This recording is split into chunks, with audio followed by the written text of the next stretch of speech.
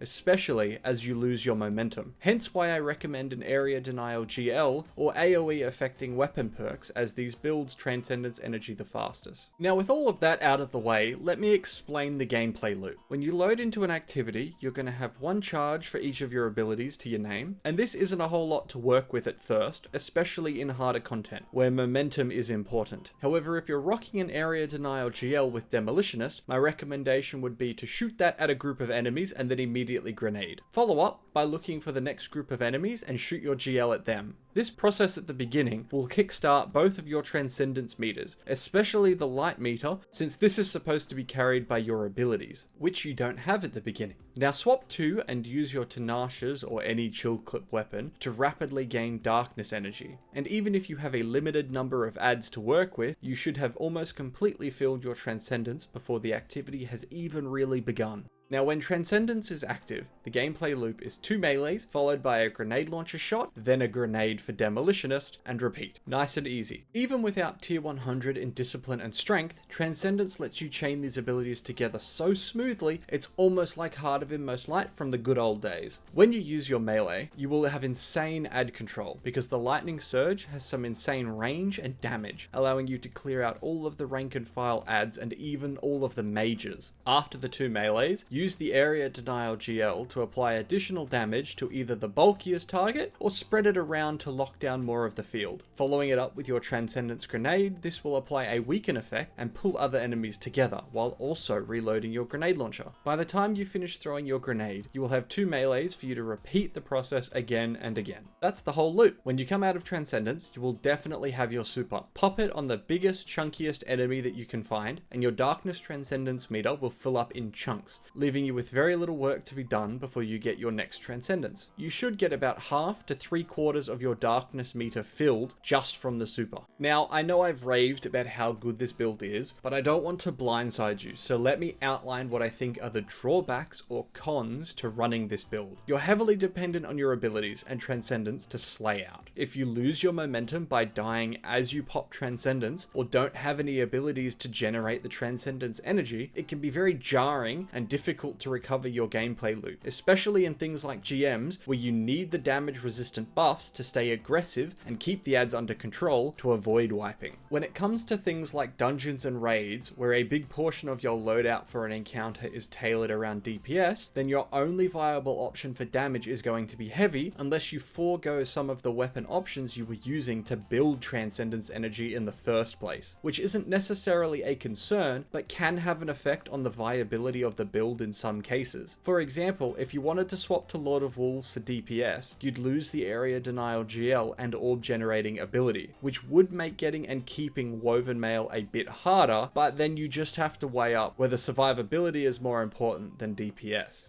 Additionally, if you're in an activity where slow or suspend is applied to you, then your entire setup becomes unusable as you can't sprint, you can't activate Lightning Surge, and if you don't get kills to keep Devour going, you won't get the healing that you need. The final major drawback, as I see it, as with all melee builds, is range. If you have to complete a mechanic from a specific location or area by killing something at range, then you'll be shit out of luck. Prophecy, the ritual modifier from Court of Blades, or even the boss of Vow. All situations where your melee builds will struggle to shine. If you can live with these concerns, or you're doing an activity that doesn't cause a problem for you, then you're going to love running this, and I recommend you do if you haven't already. Anyway, that's it from me. If you want more of my build ideas, let me know in the comments which class you'd like a build for. See ya!